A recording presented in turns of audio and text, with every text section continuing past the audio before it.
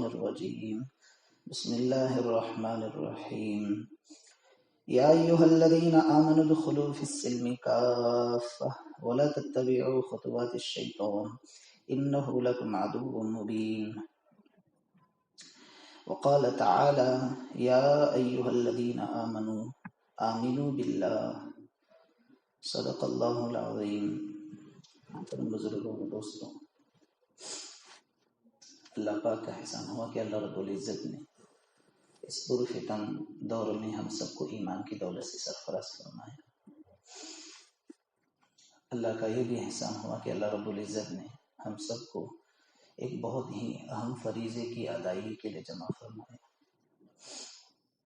کتنے ہمارے بہت بڑے بھائی ہیں، رشتہ دار ہیں، پریوار والے ہیں جو دنیا کے جھمیلے میں لگے ہوئے ہیں، لیکن اللہ پاک نے ایسے ماحول میں اور ایسے زمانے میں جہاں ہر طرف اور خصوصاً باطل طاقتیں ایمان والوں کو اپنی طرف کھینچنے کی محنتیں کر رہے ہیں، ایسے دور میں اللہ پاک نے ہم سب کو ایمان کی دولت سے سرفراز فرمایا۔ اللہ کا بڑا عظیم انعام ہے۔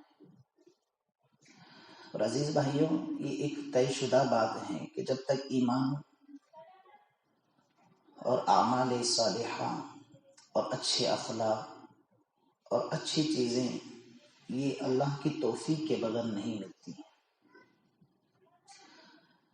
اللہ تعالیٰ نے جن قوموں پر اور جن شخصیتوں پر اور جن بستیوں پر اور جن محلوں پر اپنی خصوصی عنایت کرتے ہیں اور خصوصی توجہ فرماتے ہیں، اللہ پاک وہاں پر ایسی ایمان کی بہاریں دکھلاتے ہیں۔ تو عزیز بھائیوں، دین جو ہے وہ خواہشات کے پیچھے چلنے کا نام نہیں، دین جو ہے اللہ اور اس کے رسول کے پیچھے چلنے کا نام۔ اسی وجہ سے کسی پروفیسر یا کسی ٹیچر نے سوال کیا تھا ہمارے حضرت سے، تو انہوں نے جواب دیا تھا کہ دین عقلی گھوڑے دوڑانے کا نام نہیں۔ عقل جہاں اچھا سمجھے اس کو آپ اچھا کرنے لگے، عقل جس چیز کو نیکی سمجھے تم اس کو نیکی سمجھ کر کرنے لگے، اور عقل جہاں پر نیکی نہ سمجھے اس کو تم چھوڑ دیں، تو اس کا نام دین نہیں۔ دین نام ہے اللہ اور اس کے رسول کے پیچھے اپنی زندگی کو لگانے کا۔ دین نام ہے اللہ اور اس کے رسول کے طریقوں پر چلنے کا۔ دین نام ہے اللہ اور اس کے رسول کے بتائے ہوئے تعلیمات پر عمل کرنے کا۔ تو پھر عزیز بھائیوں، منزلیں ہمارے لیے راستہ صاف کرتی ہیں، راستے ہمارے لیے دکھنا نظر آتے ہیں جو اللہ تک پہنچاتے ہیں، وہ راستے آدمی کو نظر آتے ہیں جن راستوں سے آدمی چل کر اللہ اور اس کے رسول تک پہنچتا ہے۔ اگر یہ چیز نہیں ہے تو پھر آدمی جہالت کے نرغے میں گرتا ہے، پھر آدمی غلط چیز کو صحیح سمجھ کر زندگی میں عمل کرنا شروع کر دیتا ہے۔ اسی وجہ سے کہا کہ دین عقل کا نام نہیں ہے، دین اللہ اور اس کے رسول کے پیچھے آنکھیں بند کر کے چلنے کا نام ہے۔ اور جن لوگوں نے اس کے پیچھے چلا ہے، جنہوں نے اس کے پیچھے اپنی زندگی لگائی، جنہوں نے اس کے پیچھے اپنی عمریں کھپائیں، اپنے خاندان کو لٹایا، قربانیاں دیں، مجاہدے کیے، تو ان کو اللہ تبارک و تعالیٰ نے رہتی دنیا میں بھی کامیاب کیا، اور انشاءاللہ قیامت کے میدان میں بھی ان کو سرخرو فرمائیں گے۔ جتنے بھی اولیاء اللہ دنیا میں ہیں، جتنے بھی اکابر علماء ہیں، جتنے بھی اللہ والے ہیں، جتنے بھی اللہ والے دنیا سے گزر گئے ہیں، ان سب کی آپ تاریخ پڑھیں، سب کی تاریخ پڑھیں۔ کہیں ایسا نہیں ملتا کہ انہوں نے دین کو اپنی عقل سے سمجھا ہو، کہیں ایسا نہیں ملتا ہے کہ انہوں نے اللہ کے احکامات کو اپنی عقل پر تولا ہو۔ عقل تو ایک اللہ کی دی ہوئی نعمت ہے۔ تو صحیح علم آدمی کو اس وقت آتا ہے جب آدمی میں بھی اس چیز کی طلب ہو۔ ہمارا مشہور محاورہ ہے، آپس میں بولا بھی جاتا ہے کہ کنویں کے پاس پیاسا جاتا ہے، لیکن دین میں ایسا نہیں ہے۔ آپ کو کنویں کے پاس جانا تو پڑے گا ہی، لیکن دونوں طرف سے طالب ہونی چاہیے۔ اسی وجہ سے مدارس میں یہ اصول ہے کہ استاد میں بھی طلب ہونی چاہیے، بچوں میں بھی طلب ہونی چاہیے۔ اگر استاد میں طلب ہے، بچوں میں طلب نہیں ہے، تو پھر علم نہیں آتا ہے۔ تو اس لیے میرے عزیز بھائیوں، دین جو ہے بڑی قربانیوں سے، بڑی مجاہدوں سے، بڑی مشقتوں سے ہم تک پہنچا ہے۔ اب ہماری ذمہ داری یہ ہے کہ ہم اس لائے ہوئے دین کو جیسے حضور نے صحابہ کو دیا، تابعین کو دیا، تبع تابعین کو دیا، اولیاء کو دیا اور محدثین کو دیا، فقہاء کو دیا، جیسے دیا ہے ویسے ہم اس کو لے کر اللہ کے دربار میں پہنچنے کی کوشش کریں۔ جہاں جھول آتا ہے، جہاں جھکاؤ آتا ہے، جہاں اسلام کے 5 ارکان میں کمی آتی ہے، عقائد ہو اور معاملات ہو، معاشرت ہو، جتنی بھی طور اور طریقے اسلام کے اللہ تعالیٰ نے قرآن کریم میں بتائے، جہاں بھی جھول آتی ہے تو پھر انسان جھکنا شروع ہوتا ہے۔ اسی وجہ سے کہتے ہیں کہ اتباع سنت میں بعض مرتبہ آدمی اتنا غلو کر جاتا ہے کہ وہ بدعات میں گر جاتا ہے، اور بعض مرتبہ اتنا اس سے جھکاؤ ہو جاتا ہے، اتنا دور ہو جاتا ہے کہ پھر وہ اسلام سے ہی دور ہونا شروع ہو جاتا ہے۔ اس لیے میں نے کہا کہ دین جو ہے وہ خواہشات پر عمل کرنے کا نام نہیں ہے، دین وہ ہے جو اللہ اور اس کے رسول نے ہم تک پہنچایا ہے۔ اور کیسے پہنچایا ہے میرے عزیز بھائیوں؟ ایک داستان ہے جو دل خراش داستان ہے، جتنا کہا جائے ان کی تاریخ کو، اور تاریخ نے بھی ان کا حق نہیں ادا کیا ہے، اور انشاءاللہ قیامت کی صبح تک بھی اس کا کوئی حق نہیں ادا کر سکتا۔ جنہوں نے دین کو سمجھ کر عمل کیا اور ایسا عمل کیا کہ رہتی دنیا تک لوگوں نے اس کو دیکھا، اور ایسا عمل کیا میرے عزیز بھائیوں، اللہ پاک نے اپنے نبی کی زبان سے کہلوایا، اصحابی کالنجوم بأیہم اقتدیتم اہتدیتم، میرے صحابہ جو ہیں، میرے صحابہ، حضور فرماتے ہیں میرے جو صحابہ ہیں ان کے ایک ایک طریقے کو ہم نے ایسے محفوظ کیا ہے کہ جس کے پیچھے بھی تم چلو گے راہ نجات پالو گے۔ ایسی دل خراش داستان میرے عزیز بھائیوں اللہ پاک نے اپنے برگزیدہ بندوں سے دی ہے۔ اب ضرورت یہ ہے کہ ہم خاص دعاؤں کا اہتمام کر کے، ہم ہمیشہ اپنی دعاؤں میں کہیں، ہم ہر چیز کہتے ہیں، اپنے گھر کے لیے کہتے ہیں، اپنے بچوں کے لیے کہتے ہیں، تو خصوصاً یہ دعا بھی شامل کریں، اللہ رہتی زندگی تک جتنی سانس تو نے ہماری زندگی میں مقدر رکھی ہے اس وقت تک ہمیں اپنی دین کی خدمت سے وابستہ رکھیں، کیونکہ ایک بہت بڑی دولت اللہ نے دی ہے۔ پچھلی قوموں کو کسی کو اللہ نے یہ دولت نہیں دی، کسی کو نہیں دی، لیکن اللہ کا شکر ہے اللہ نے ایسے گئے گزرے زمانے میں ہم سب کو ایسی چوز سے، ایسی تاریخ سے ہم سب کو مالا مال کیا ہے۔ ابھی 2 دن پہلے میں حیات الصحابہ پڑھ رہا تھا، عربی میں تھی، اس کا اردو ترجمے میں میرے موبائل میں تھا، اس کے اردو ترجمہ، یہی بیٹھے بیٹھے کام کچھ نہیں تھا تو بیٹھا، تو اس میں حضرت سعد بن ابی وقاص اور حضرت سعد رضی اللہ عنہ کی جو قربانی، اللہ اکبر، پڑھنے سے آدمی کا تعلق رکھتا ہے نا۔ ہمیں تو بس اتنا کہا جاتا ہے کہ 5 وقتوں کے لیے اپنے اوقات کو 10-10 منٹ فارغ کریں۔ ہمارے پڑوس میں گھر رہ کر ہم لوگ مسجد کو نہیں پہنچتے ہیں، اور وہاں حضرت سعد رضی اللہ عنہ کی کیا قربانی، آسمان بھی ان کے انتقال پر جھوم رہا تھا کہ آج سعد آ رہے ہیں، سعد آ رہے ہیں، کیا بات ہے۔ تو کہنے لگے کہ ان کے جو اعمال دنیا سے اوپر اللہ کے دربار میں پہنچتے تھے، تو ان اعمال کی خوشی میں آج اللہ کا عرش بھی جھوم رہا ہے۔ کیسے اعمال کیے ہیں، کیسی نمازیں ہوں گی، کیسے ان کی زکوٰۃ ہوگی، کیسا ان کا حج ہوگا، کیسے ان کی قربانیاں ہوں گی۔ میرے عزیز بھائیوں، یہ پڑھنے سے تعلق رکھتی ہیں، اس پر عمل کر کے آدمی کرنا شروع کرتا ہے تو پھر احساس ہونا شروع ہوتا ہے نا، کیسی قربانیاں دی ہوگی۔ مشہور صحابی ہیں حضرت سعد، ان کا واقعہ نہیں، یہ کوئی اور نام کے صحابی ہیں۔ شادی ہوئی، حضور نے پیغام بھیجا، ہاں بھائی فلاں صحابی سے کہو کہ اپنی بیٹی دے۔ انہوں نے کہا کہ ہم آپ کو بیٹی نہیں دیں گے، کچھ مسئلہ ہوگا، نہیں دیا۔ تو اندر بیٹی نے جواب دیا بیٹھ کر، ابا جان حکم کس کا ہے دیکھ تو لیں، جو پیغام لایا اس کو مت دیکھیں، جس نے پیغام بھیجا اس کو دیکھیں۔ پھر دوڑے دوڑے حضور کی خدمت میں پہنچے، یا رسول اللہ مجھے خبر نہیں تھی کہ آپ نے بھیجی ہیں، میں اپنی بیٹی دینے کے لیے تیار ہوں۔ ان کا نکاح کروایا، اور نکاح کروایا تو مہر میں دینے کے لیے کچھ نہیں، مہر میں دینے کے لیے کچھ نہیں ہے۔ تو اب سر پہ ہاتھ رکھ کر بیٹھ گئے، کیا دوں مہر میں؟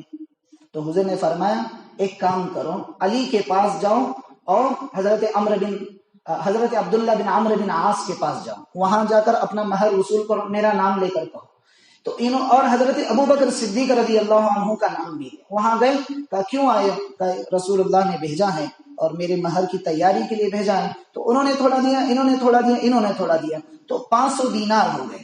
تو 200 کا مہر رکھا، 300 دینار بچ گئے. تو بازار میں خریدنے کے لیے گئے کہ کچھ بیوی کے لیے لے کر جاؤں، پہلا دن ہے. جب بازار گئے ہیں تو ابھی کچھ خریدا بھی نہیں ہے، کان میں آواز پڑی، ارکب الراکب ارکب الراکب ارکب الراکب. مسجد نبوی کے صحن میں یعنی بائیں حصے میں بازار لگتا تھا. اب جیسے ہی کان میں آواز پڑی تو وہ سب کچھ لینا چھوڑ دیے اور وہی بازار میں جا کر گھوڑا اور ڈھال خریدی اور گھوڑے کے پیٹھ پر سوار ہو کر میدان جہاد میں کود پڑے. اب ان کو تاکید تھی کہ تم آنا نہیں ہے، تم آنا نہیں ہے، تم اپنا کام، یعنی آپ کا نکاح ہوا ہے تو آپ اپنی ضروریات سے فارغ ہو جائیں، پھر کسی اور موقع پر آپ آ جائیں. حضور کی انہیں نصیحت تھی، انہوں نے مانا نہیں. بس اللہ کے رسول کی آواز کان میں پڑنی تھی، فوراً گھوڑا اور ڈھال کو لے کر بازار میدان جہاد میں چلے گئے. حضرت عبداللہ بن عباس رضی اللہ عنہ جمعہ کے دن خطبہ چل رہا ہے، چپل نکالتے ہیں، وہاں پہنچے ہیں اور حضور اکرم صلی اللہ علیہ وسلم اپنے خطبے میں کہہ رہے تھے اجلس، یعنی وہ کچھ کہہ رہے تھے حضور حدیث. لیکن حضرت عبداللہ بن عباس نے جب وہاں سنا اجلس، عربی میں معنی ہوتے ہیں اجلس کے بیٹھ جاؤ، جہاں ہے وہیں بیٹھ جائے، تو وہ وہیں بیٹھ گئے چپل میں. تو صحابہ نے کہا عبداللہ یہاں کیوں بیٹھے ہو؟ کہا حضور کی آواز کان میں پڑی اجلس تو میں یہاں بیٹھ گیا. اتباع سنت صحابہ میں ایسے اللہ نے ڈالی تھی کہ میرے عزیزوں رہتی دنیا تک اس کی مثال نہیں ملتی. یہاں دیکھیے کیسا کمال ہے. اور حضرت صاحب میدان جہاد میں گئے، پہلی صف کو چیرا پھاڑا مولی گاجر کی طرح کاٹ. جب دوسری صف میں گئے اندر گھسے تو دشمن کا پیچھے سے وار ہوا، برچھا لگا، نیچے گرے، وہی انتقال ہو گئے، وہی شہید ہو گئے، اللہ کو پیارے ہو گئے. جب سارا جنگ کا ماجرا ختم ہوا اور صحابہ کو فتح نصیب ہوئی تو حضور نے کہا کہ اچھا شہیدوں کو تلاش کیا جائے. جب تلاش کرتے کرتے کرتے حضرت سعد رضی اللہ عنہ کے جنازے پر پہنچے ہیں تو حضور کو جب بتایا گیا کہ اس سعد کا جنازہ گرا ہوا ہے تو فوراً زبان سے کہنے لگے مبارک ہو سعد کو، جنت مبارک ہو سعد کو، جنت مبارک ہو. اور اوپر دیکھتے پھر نیچے دیکھتے، پھر اوپر دیکھتے پھر نیچے دیکھتے. تو اوپر جب دیکھتے تو مسکراتے، نیچے جب دیکھتے تو غمگین ہوتے. صحابہ نے کہا یا رسول اللہ یہ کیا ماجرا ہے؟ کہنے لگے اوپر اللہ نے میرے سامنے جنت کا پردہ ہٹایا ہے اور دکھا رہے ہیں کہ سعد کا انتظار حوریں اوپر کر رہی ہیں، اور نیچے اس لیے غمگین ہوں کہ ابھی شادی ہوئی ہے اور شب بیداری بھی نہیں ہوئی اور اللہ نے یہاں اپنے راستے میں بلا کر شہید کروا دیا. پھر اوپر دیکھتے پھر نیچے دیکھتے، کہا یا رسول اللہ پھر کیوں اوپر دیکھا؟ کہنے لگے سعد کے اس عمل سے اللہ کا عرش بھی جھوم رہا ہے. واہ، آج سعد آ رہے ہیں، آج استقبال کیا جائے گا. کیسے قربانیاں، دل خراش قربانیاں ہیں، دل آویز قربانیاں ہیں کہ کیسے انہوں نے دین کے خاطر اپنے آپ کو قربان کیا. لیکن ہمارا آج کا معاشرہ، ہمارا آج کا سوسائٹی اور ہمارا آج کا یہ ایسا تعفن بن گیا مزاج میں کہ دین تو خواہشات پر سمجھ لیا، دین کو سمجھ لیا کہ جیسے عقل نے سمجھا لیا ویسے دین ہے. تو میرے عزیز بھائیوں، یہاں پر انسان کی زندگی کا پہیہ پنچر ہو جاتا ہے. جہاں آدمی میں یہ آ جائے کہ جو عقل نے کہا وہی دین ہے، وہاں انسان کا پہیہ پنچر ہو جاتا ہے، گاڑی نہیں چلتی ہے. پھر کیا ہوتا ہے؟ بدعات میں مبتلا ہو، خرافات میں مبتلا ہو، الگ الگ چیزوں میں مبتلا ہو جاتا ہے. شراب بھی پیتا ہے، کباب بھی کرتا ہے، عیاشی بھی کرتا ہے، پھر زندگی کو اپنی من چاہی زندگی پر گزارنا شروع کرتا ہے. اسی وجہ سے حضرت مجدد الفسانی نور اللہ مرقدہ فرماتے ہیں کہ انسان کی کامیابی اس میں ہے کہ رب چاہی زندگی چھوڑ کر من چاہی زندگی کو چھوڑ کر رب چاہی زندگی پر آ جانا، یہ انسان کی کامیابی. حضرت شاہ ولی اللہ محدث دہلوی اپنی دعاؤں میں بھی یہ کہتے تھے اللہ ہمیں اپنی من چاہی زندگی چھڑوا اور تیری چاہی ہوئی زندگی پر عمل کی توفیق عطا فرما. یہ اپنی دعاؤں میں خاص اہتمام کرتے تھے. یہ وہ شاہ ولی اللہ ہے جس نے سارے ہندوستان میں سب سے پہلے حدیث کی سند کو لائے ہیں. گجرات کے ساحلی علاقے میں انہوں نے سب سے پہلے حدیث کی سند عرب سے لائی. یہ وہ آدمی ہیں جو ساری زندگی حدیث کی خدمت کرتے کرتے کرتے مر گئے، لیکن ان کے یہ جملے ہیں کہ اللہ نفس کی خواہشات کی چاہی ہوئی زندگی کو ترک کرا کر رب چاہی زندگی پر گزارنے کی توفیق دیں. سوچنے کی بات ہے نا، جو آدمی بغیر نکاح کے، نکاح بھی نہیں ہو، بغیر نکاح کے اپنی ساری زندگی اللہ اور اس کے رسول کے پیچھے لگا دی ہو، پھر بھی یہ الفاظ زبان سے نکلتے ہو، تو اس کے پیچھے کوئی بڑا راز ہے. اس کے پیچھے بہت بڑا راز ہے کہ کیوں یہ کہا جا رہا ہے. دین ہنسا کھیل نہیں ہے. اسی وجہ سے حضرت جی مولانا انعام الحسن صاحب رحمت اللہ علیہ بروڑا کے اجتماع میں جو آخری الفاظ ہیں آپ کے، ہمارے حضرت کی کتاب میں چھپے ہوئے، میرے پاس بھی کتاب موجود ہے، اس میں کہتے ہیں دین خواہشات کا نام نہیں ہے. دین خواہشات کا نام نہیں ہے کہ جیسے جیسے چاہا اس پر عمل کیا جائے اور جیسے چھوڑ دیا جائے تو اس کو بھی چھوڑا جائے، ایسا نہیں. پھر مثال دی ہے جیب کی ضرورت کے لیے. جیب میں جب آدمی ہاتھ ڈالتا ہے تو روپیہ، 10 روپیہ، 1000، 10,000، 9,000، 15,000 روپے نکلتے ہیں. پھر جب ضرورت پوری ہو جاتی ہے تو چلر جیب میں آ جاتے ہیں، ہے نا. پھر اس کو مثال سے سمجھائیں. ایسے ہی دین کی آج محنت ہو گئی. سمجھ میں آئے، عقل میں آئے، خواہش نے اتباع کی حکم دیا تو پھر اس پر عمل کریں گے. خواہشات نے اتباع کا حکم نہیں دیا تو پھر اس کو چھوڑ دیا جائے. اور وہاں حضرت بلال کی دل خراش داستان کیا ہے، حضرت عبداللہ بن عباس رضی اللہ عنہ کی داستان کیا ہے، حضرت عمرو بن عاص رضی اللہ عنہ کی داستان کیا ہے کہ ایک آواز پر جہاں حضور نے کہا وہیں بیٹھ گئے. اجلس یا عبداللہ، وہیں بیٹھ گئے. جمعے کے خطبے میں کہا اجلس یا عبداللہ، وہیں بیٹھ گئے.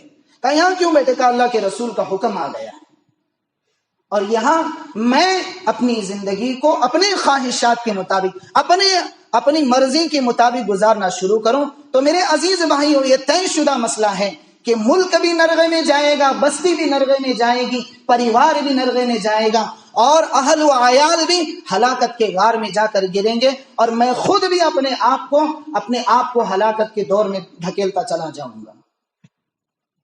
لیکن اگر یہ چیز نہیں ہے، ہمیں اپنے آپ کو، ہم نے اللہ اور اس کے رسول کے تابع بنا کر زندگی گزاری ہے، تو میرے عزیز بھائیوں پھر ہمارے لیے وہی استقبال ہوگا جو حضرت عمرو بن عاص رضی اللہ عنہ کا استقبال ہوا. پھر ہمارے لیے بھی وہی مبارک بادیاں ہوں گی جو حضرت بلال کو اللہ تبارک و تعالیٰ نے اپنے نبی کی مبارک زبانی سنائی کہ یا بلال، یہ کیا دیکھتا ہوں کہ تو دنیا میں ہے اور میں جنت گیا ہوں، جہنم گیا ہوں. جنت میں جب جا رہا تھا تو تیرے چلنے کی آواز آ رہی تھی. یا رسول اللہ، مجھے تو کچھ اس کی خبر نہیں ہے، مجھے تو کچھ معلوم نہیں ہے. تو کہنے لگے بلال، ہو نہ ہو تیری وہ 2 رکعات جو تو وضو کرنے کے بعد تحیت المسجد اور تحیت الوضو پڑھتا ہے، اس کی برکت سے اللہ تبارک و تعالیٰ نے میرے سے پہلے بھی تجھے میری جنت میں جانے کی اونٹنی کی لگام پکڑ کر جنت میں پہنچایا ہے. یہ کوئی معمولی درجہ ہے؟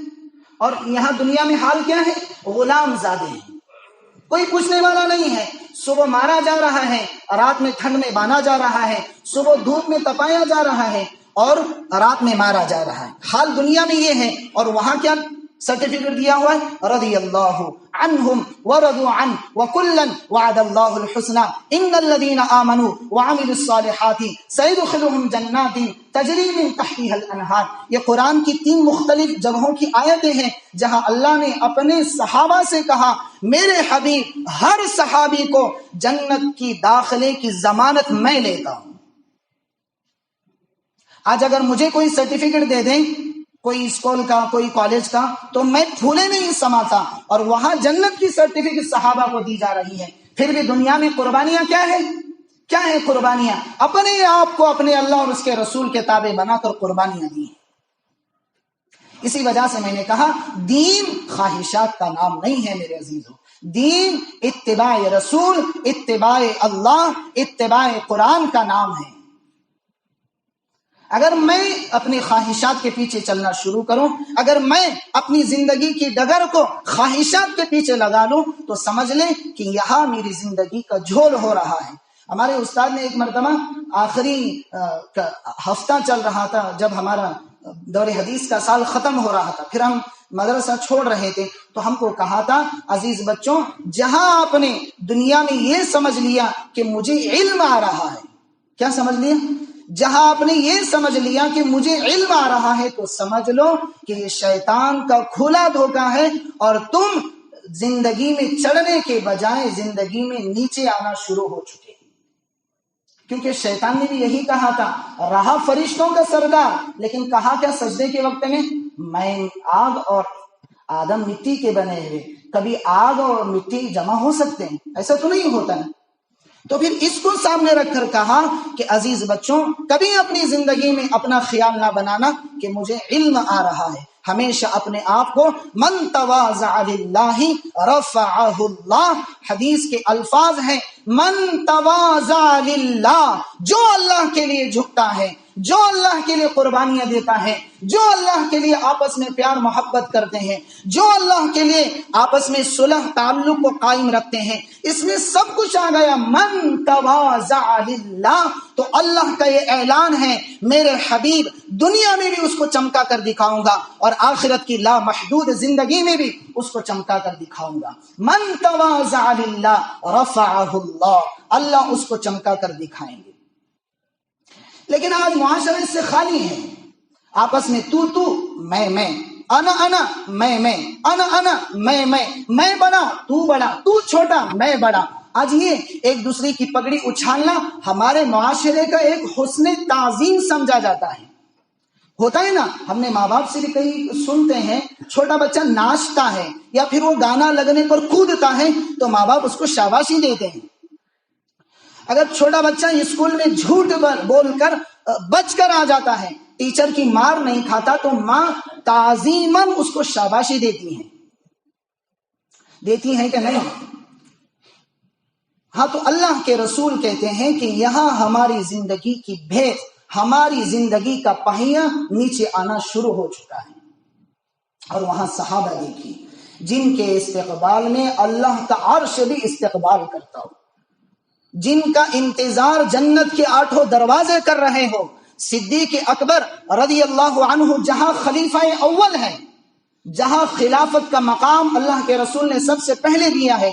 یہ بات تاریخ کی کتابوں میں بہت صاف لکھی ہے کہ جہاں خلافت کا مقام اللہ نے صدیق اکبر کو دیا تھا، وہیں جنت میں بھی یہ مقام تھا کہ جب یہ جنت میں جائیں گے قیامت کے دن، تو جنت کے 8 دروازے ان کا استقبال کرے گی. اور یہ عزیز بھائیوں، صرف صدیق اکبر جیسے آج ہمارا یہ جو بن چکا ہے مزاج کہ مولانا ہے خالی ہے بولتا ہے، مولانا ہے اس کو فرصت میں بیٹھا ہوا ہے، نہ.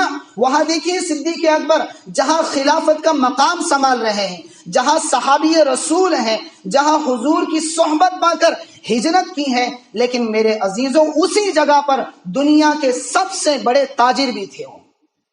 دنیا کے سب سے بڑے تاجر بھی تھے. ان کی صدق کے چرچے ایران میں بھی ہوتے تھے کہ اگر مال خریدنا ہے تو ابو بکر سے خریدو. تو وہاں دیکھیے کیا مقام ہے. ان کے ساتھ بھی زندگی تھی، ان کے بھی پریوار والے تھے، ان کے بھی رشتہ دار تھے، ان کے بھی اہل و عیال تھے، لیکن میرے عزیزوں کبھی اپنے خواہشات کے پیچھے اپنے آپ کو انہوں نے نہیں لگوایا. کبھی اپنے آپ کو اپنے خواہشات کا غلام بنا کر نہیں زندگی گزاری. کیوں؟ ایسا حوصلہ کیوں ملا کہ ایسا جملہ حضور اکرم صلی اللہ علیہ وسلم کا جب وصال مبارک ہوا ہے تو سارے صحابہ میں ایک سکوت ہے، لیکن واحد شخصیت حضرت صدیق اکبر رضی اللہ عنہ ہیں جو ممبر رسول پر کھڑے ہیں اور کہہ رہے ہیں اینقص الدین وانا حی، اینقص الدین وانا حی، اینقص الدین وانا حی، کہ ابو بکر زندہ ہو اور اس کے سامنے اس کے رسول کا لایا ہوا دین مٹتا جائے، یہ کبھی نہیں ہو سکتا. یا تو ابو بکر اسی راہ حق میں اپنی جان کو قربان کرے گا اور اللہ کے رسول کے لائے ہوئے دین کو پورا پہنچائے گا، یا پھر اسی کے ساتھ میں ہم جہاد کرتے کرتے اللہ کو پیارے ہو جائیں. آج کوئی کہتا ہے جملہ؟ نہ، کوئی نہیں کہے گا. کیوں؟ کیونکہ میں خواہشات کے پیچھے چل رہا ہوں. جہاں اپنا فائدہ ہے میں اس کو واہ واہ واہ واہ کہتا ہوں، جہاں اپنا نقصان ہے ہونے دو، دین کا نقصان ہے، میرا گھر کا تھوڑی نقصان ہے، پھر یہاں پر زندگی کی دیس بگڑ جاتی ہے. قربانیاں میرے عزیز بھائیوں سیکھیں تو صحابہ کی تاریخ سے سیکھیں. قربانیاں سیکھنی ہے تو حضرت عمر بن خطاب رضی اللہ عنہ جیسی جلیل القدر صحابی ہیں جن کو اللہ کے رسول نے مانگا ہے اللہ سے. ہر صحابی مرید ہے، حضرت عمر بن خطاب مراد ہیں. پڑھیے آپ تاریخ، پڑھیے حیات الصحابہ، پڑھیے آپ فضائل اعمال. بس چرچے کرنے سے کچھ نہیں ہوتا ہے، صحابہ کی تاریخ پڑھنے سے معلوم ہوتا ہے کہ قربانی ہوتی کیا ہے. ہر نبی نے اپنے آپ کو اللہ سے مانگا، ساتھ میں 2 وزیر مانگے، لیکن میرے عزیزوں اللہ کے نبی کے وزیر صحابی میں حضرت ابو بکر ہیں اور حضرت عمر ہیں. ہر صحابی کو اللہ تعالیٰ نے ایمان کی دولت سے سرفراز فرمایا، لیکن حضرت عمر بن خطاب کو اللہ کے رسول کی دعاؤں کی بدولت اللہ تعالیٰ نے دیا. اسی وجہ سے میں نے کہا ہر صحابی مرید ہے، لیکن عمر بن خطاب مراد ہیں جن کو مانگا گیا اللہ سے. کیوں؟ لیکن ایسی شخصیت جو 22 لاکھ مربع میل پر اپنی سلطنت کا سکہ جمائے ہوئے تھا، ایک بکری اور بھیڑیا ایک ہی جگہ پر پانی پی کر دکھاتے تھے، ایسا زمانہ گزارا ہے، لیکن بدن پر 14 لگے ہوئے پھٹے ہوئے کپڑے پہن رہے ہیں. ایسی صحابہ کی تاریخ. یہ قربانیاں ہوتی اپنا پیٹ کا ایندھن بھرنے کے لیے، اپنا گھر آباد کرنے کے لیے، اپنی بیٹی کی خوشی کے لیے، اپنے بیٹے کے بچے کی اسکول کے فیس کے لیے تم اوروں کے بیٹوں کو غلام بنا رہے ہو. تم اپنی بیٹی کی خوشی کے لیے دوسروں کی بیٹیوں کو نچوا رہے ہو. تم اپنے گھر کو آباد کرنے کے لیے دوسرے کو گھروں کو اجاڑ رہے ہو. تو سمجھ لو یہ دین نہیں ہے، یہ دین کے ساتھ میں ہنسا مذاق ہے، یہ دین کے ساتھ میں کھیل ہے، یہ دین کے ساتھ میں کھلواڑ ہے کہ تم نے رسول اللہ کے دین کو، تم نے صحابہ کے لائے ہوئے طریقے کو، تم نے تابعین کے طریقے کو ایک کھیل سمجھ کر کرنا شروع کر دیا ہے. آپ پڑھیے ان حضرات کی تاریخ کو. میرے عزیزوں صحابہ تو صحابہ کی گھر والیاں، تابعین تو تابعین کی گھر والیاں بھی ایسے جلیل القدرت ہیں کہ کابل جو آپ نے نام سنا ہوگا، ایران میں ایک شہر ہے کابل، آج بھی موجود ہے کابل، اس کو بعض لوگ قابل بھی پڑھتے ہیں. تو وہاں ایک اللہ والے تھے محمد بن شیخ. یہ اللہ تعالیٰ کی توفیق ہوتی ہے کہ دین بھی دیا ہو دنیا بھی دی ہو. یہاں ایسا ہی مسئلہ تھا. محمد بن شیخ ان کو اللہ تعالیٰ نے خلافت کا مقام بھی دیا تھا، یعنی خلیفہ تھے، گورنر تھے کابل کے، اور ساتھ میں ساتھ تابعی بھی تھے. دونوں مقام اللہ نے دیے تھے. کتنا بڑا مقام اللہ نے دیا ہے. ایک مرتبہ جنگ کے لیے اپنے بیٹے کو بھیجا اور خبر آئی کہ بیٹے نے جنگ سے فرار ہو کر پیٹھ دکھا کر بھاگ گیا. خبر کیا آئی؟ بیٹے نے جنگ میں پیٹھ پھیر کر بھاگ گیا. پہلے آج بھی تاریخ میں لکھی ہوئی اصول ہیں، حضرت عمر کے ایجاد کیے ہوئے اصول ہیں کہ جو آدمی جنگ سے پیٹھ پھیر کر بھاگ جاتا ہے تو سمجھ لینا کہ یہ آدمی اپنے آپ کو حوالے کر کے سارا ملک اس کے ہاتھ میں دے دیا. یہ علامت ہوا کرتی. تو وہاں ایسا ہی ہوا تو بادشاہ کو سخت صدمہ ہوا، یعنی محمد بن شیخ کو. وہ آئے، چہرہ ایک دم اداس تھا، دل کی کیفیت بگڑی ہوئی تھی. پھر مسجد میں گئے، 4 رکعت نماز پڑھی، پھر گھر گئے. اب بادشاہ کی بیوی تھی، آج کل تو ہے نا مولانا کی گھر والی ہے بول کے پھولے نہیں سماتی، اور وہاں بادشاہ کی بیوی ہے اور اس کا ایمان سنیے کیسا ایمان تھا. اللہ بادشاہ کی بیوی کا ایمان ایسا. اور آج ہمارا معاشرہ، ہماری مائیں اور ہماری بہنیں ٹی وی بھی چلتی ہو، پیاز بھی کاٹتے ہو، ٹی وی بھی چلتی ہو، ریکارڈنگ بھی سنتے ہو، گانے بھی سنتے، ٹک ٹاک پہ ناچتے بھی ہو، برقعے پہن کر بھی ناچتے ہو، اور پتہ نہیں اللہ تعالیٰ نے کیا ان کے دماغوں کو کسی اور کے ذریعے سے مرغوب کر دیا ہے. سب کچھ سسٹم چلتا رہتا ہے، نیچے اپنا کام بھی کرتے رہتے ہیں. اور یہاں بادشاہ کی بیٹی ہے، تابعی ہے، اور اس کا ایمان دیکھیے کیسا ہے. تو وہ کہنے لگی ڈرتے کیوں ہو؟ میں قسم کھا کر کہتی ہوں کہ میرے بیٹے نے میدان جہاد میں سے پیٹ پھیر کر نہیں بھاگا ہوگا. اب وہ پریشانی میں مبتلا ہو گئے کہ خبر تو آئی ہی کہ جنگ ہار گئے، بیٹا بھاگ گیا ہے نا. اور یہاں کیا ہو رہا ہے؟ بیوی کیا کہہ رہی؟ ایسا کبھی نہیں ہو سکتا. اب محمد بن شیخ پریشان بیٹھے تھے کہنے لگی، کندھے پر ہاتھ رکھا، کہنے لگی ڈرنے کی کوئی بات نہیں، میں جو بات کہہ رہی ہوں 100% صحیح ہے۔ اب تھوڑی دیر ہوئی تھی کہ پھر خبر آئی کہ جنگ جو ہے وہ جو ہار چکے تھے پھر فتح میں اللہ نے تبدیل کر دیا، اور آپ کا بیٹا میدان جہاد سے بھاگا نہیں ہے بلکہ وہ لڑتے لڑتے لڑتے لڑتے کافروں کو مار کر قتل کر دیا۔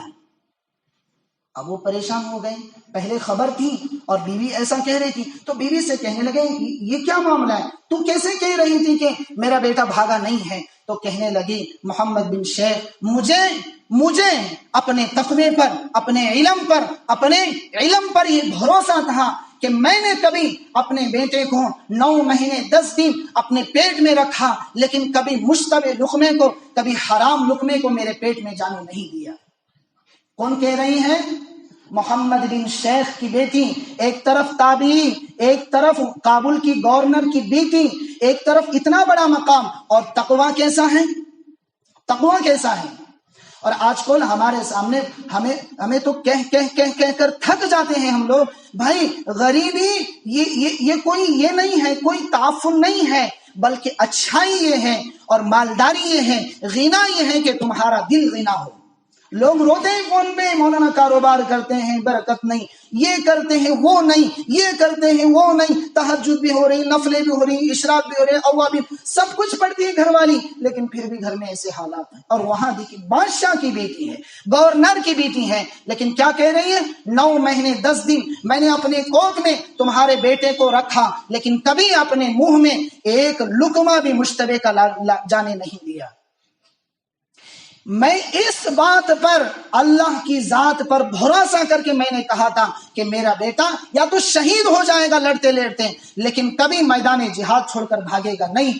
تو اس وقت محمد بن شیخ کے دماغ میں یہ بات گھسی تو میرے عزیز بھائیوں اپنے بیوی کے پیر پکڑے اور کہنے لگے جب تک تیرے جیسے میری تاریخ میں موجود ہوں گے میرا ملک ہمیشہ سلامت رہے گا، میرا ملک کبھی دغا بازوں کے ہاتھ میں نہیں جائے گا، میرا ملک کبھی جھوٹوں کے ہاتھ میں نہیں جائے گا، میرا ملک کبھی تجھے نہیں بھولے گا۔ اور یہی وہ کابل ہے جس کی داستان پر آج احمد بن عبدالی کے نام سے فلمیں بنائی گئی، یہی وہ کابل ہے، یہی وہ محمد بن شیخ ہیں جن کی داستان کا نام لے کر آج آپ کو سامنے فلمیں بنا کر دکھا رہی ہے۔ اور اس کے گھر کی بیوی کا حال کیا ہے کہ 9 مہینے 10 دن اپنے پیٹ میں اپنے بچے کو رکھا، لیکن کبھی حرام لقمہ اپنے پیٹ میں نہیں جانے دیا۔ یہ وہی داستان ہے، لیکن آج ہماری نسل بے خبر ہے، آج ہماری نسل کو اس سے کوئی خبر نہیں، بس لگ گیا پوسٹر تو دوڑے فلم دیکھنے کے لیے۔ لیکن میرے عزیزوں آپ کو پتا نہیں ہے، آپ کی تاریخ کو مروڑ کر، آپ کی تاریخ کو بدل کر، ظالم کو مظلوم، مظلوم کو ظالم بنا کر، گورنر کو بادشاہ، بادشاہ کو گورنر بنا کر آپ کو دکھایا گیا۔ اللہ اکبر، کیسا ایمان تھا عورتوں میں، کیسا جذبہ تھا قربانی دینے کا۔ حضرت اما عائشہ رضی اللہ عنہا فرماتی ہیں کہ مدینے میں فتح کی برسات ہوئی، یعنی فتح ہو گئی تو بہت سارا بیت المال آیا، تو حضرت علی رضی اللہ عنہ نے کہا کہ جاؤ اپنے ابا جان سے 2 غلام لے کر آؤ۔ پانی کھینچتے کھینچتے ہاتھ میں پھوڑے آ گئے تھے۔ 2 جہاں کی سردار کی بیٹی ہے، 2 جہاں کی سردار کی بیٹی ہے، لیکن پانی کھینچتے کھینچتے ہاتھ میں پھوڑے آ گئے تھے۔ میرے عزیزوں چکی پیس کر پر داغ آ گئے تھے، کپڑے دھو کر کمر پوری بوجھل ہو گئی تھی، سر کے بال پورے پک گئے تھے۔ 2 جہاں کی بیٹی ہیں، لیکن پھر بھی حضور کی خدمت میں شرمتے پہنچی ہیں۔ جب دور سے دیکھا کہ بہت سارا مجمع بیٹھا ہے، راستہ نہیں ہے مانگنے کے لیے، یہ کون بیٹی ہے معلوم ہے؟ حسن اور حسین کی ماں ہے۔ حضور نے کہا میرے جگر کا ٹکڑا فاطمہ ہے، یہ اس کی بیٹی ہے جس کو اللہ نے کہا، ابھی آئے گا دوسرے خطبے میں، کہ فاطمہ جنت کی عورتوں کی سردار ہے، یہ اس کا حال ہے۔ اور کیا ہو رہا ہے؟ مسجد نبوی میں پہنچی ہیں، خبر نہیں ہے۔ پھر کہنے لگی، شرم کر چلی گئی، لوگ بہت سارے تھے۔ دوسرے دن حضور خود گھر گئے، بیٹی کیا بات ہے، تم مجھ تک آئی لیکن بات نہیں کی۔ یا رسول اللہ، علی نے مجھے بھیجا تھا آپ کے پاس کہ کوئی 2 غلام ہو تو بھیجیں، میرا سارا کام ایسے ہو گیا ہے، میں بہت پریشان ہوں۔ تو آپ نے فرمایا فاطمہ کیا یہ بہتر نہیں ہے، کیا یہ دنیا اور آخرت میں دونوں کامیابی کی ضمانت نہیں ہے کہ میں تجھے ایک ایسا عمل بتاؤں جو تیرے لیے دنیا میں بھی کامیابی ہو آخرت میں بھی؟ اب وہ سارا بھول گئے، یعنی 2 غلام بھی بھول گئے، چکی پیستے پیستے جو تکلیف ہوئی تھی سارا بھول گئے، بس کہنے لگے ابا جان جو آپ دینے والے ہیں مجھے جلدی کہیے تاکہ میں اس پر عمل کر لوں۔ کہا بیٹی ہر نماز کے بعد، ہر فرض نماز کے بعد 33 مرتبہ اللہ سبحان اللہ، 33 مرتبہ الحمدللہ، 33 مرتبہ اللہ اکبر، اور 1 مرتبہ لا الہ الا اللہ وحدہ لا شریک پڑھ لیا کر، اللہ تعالیٰ تجھے دنیا میں بھی کامیاب کرے گا، آخرت میں بھی کامیاب کرے گا۔ دیکھیے کتنی بڑی دولت ہے کہ آج اس قربانی کو یاد رکھتے ہوئے آج ہم ہر فرض نماز کے بعد پڑھتے ہیں کہ نہیں بھائی؟ پڑھتے ہیں نا سبحان اللہ الحمدللہ۔ یہ اسی حضرت فاطمہ رضی اللہ عنہا کی قربانی کا صلہ ہے۔ تو کیا میرے عزیز بھائیوں ہم قربانیاں دیں گے، اپنے آپ کو قناعت کی زندگی میں لائیں گے، اپنے آپ کو صبر کی زندگی میں لائیں گے، ہم شادیاں ہلکی کریں گے، ہم خرچوں کو کم کریں گے، اسٹار گٹکا سگریٹ جو کچھ ہے، فضول ریچارج، فضول فلمیں، یہ سب کچھ کم کر کے اپنے آپ کو قربانی پر ڈالیں گے، تو کیا جو اللہ تاریخ کو محفوظ کر کے محمد بن شیخ کا نام آج بھی تاریخ میں زندہ رکھا ہے، حضرت فاطمہ رضی اللہ عنہا کا نام آج بھی تاریخ میں زندہ رکھا ہے، تو وہی اللہ ہماری نسلوں کے سامنے ہماری بھی تاریخ کو زندہ رکھیں گے۔ لیکن ضرورت ہے قربانی دی جائے، ضرورت ہے خواہشات کو چھوڑ کر اپنے آپ کو اپنے اللہ کے نبی کے دونوں کے طریقوں پر زندگی کو لایا جائے۔ اس لیے میرے عزیز بھائیوں دین نام ہے عقل کے پیچھے چلنے کا نہیں، دین نام ہے اللہ اور اس کے رسول کے تابع ہو کر اپنی زندگی گزارنے کا۔ ہر طریقہ اللہ نے دیا ہے، ہر طریقہ اللہ نے دیا ہے، بس ضرورت ہے کہ ہم اپنے آپ کو اللہ اور اس کے رسول کی زندگی کے تابع بنا کر اپنی زندگی کی ڈگر کو، اپنی زندگی کی گاڑی کو گزارنے کی اور چلانے کی کوشش کریں گے۔ اب کتنی مرتبہ کہا جائے بھئی ٹھنڈی کی دونوں میں 40 پہ جماعت ہو رہی ہیں، آپ لوگ فجر کی نماز میں پہنچے پھر بھی 1.5 صف ہوتی ہیں، جماعت ہو تو 2 صف ہوتی ہیں۔ اب یہ حال ہے، اللہ اٹھا نہیں جاتا۔ ہم کئی لوگوں کو کہتے ہیں باتوں میں دکان جا کے آتے ہیں بہت تھکے رہتے ہیں اس لیے آنکھ نہیں کھلتی، دن بھر کاروبار کرتے کرتے تھکے رہتے ہیں اس لیے ہم لوگ پہنچ نہیں پاتے۔ پھر میرے عزیزوں جب جھٹکا لگتا ہے موت کا تو پھر وہیں سب چیزیں ٹھہری کی ٹھہری رہ جاتی۔ کبھی قبرستان جاتے ہو نا تو وہاں دیکھا کرو، جو کہتے تھے نا کہ آؤ ہماری جاؤ بھگت ہماری، جو کہتے تھے نا نہ موسیٰ پیر نہ عیسیٰ پیر سب سے بڑا ہے پیسہ پیر، جو کہتے تھے نا، آج ان کی قبروں پر ایک مٹھی دعا پڑھ کر ڈالنے والا بھی کوئی نہیں ہے۔ جاؤ ان کی داستان سنو۔ حجاج کہتا تھا میرے سوا کوئی نہیں، حجاج کہتا تھا، شداد نے بھی کہا میں دنیا میں جنت بنا کر دکھاؤں گا، اللہ نے پچاڑ کر دکھایا ہے، آج کوئی اس کا نام لینے والا بھی نہیں ہے۔ تو میرے عزیز بھائیوں نمازوں کا خاص اہتمام کریں، اپنے آپ کو تھوڑی سی آگے پیچھے مشقتوں میں ڈال کر اللہ اور اس کے رسول کے دربار میں حاضری دے کر کم سے کم 2 آنسو تو بہائے اللہ کے سامنے، تو اس کا خاص اہتمام کریں۔ اللہ تعالی ہم سب کو عمل کی توفیق عطا فرمائے۔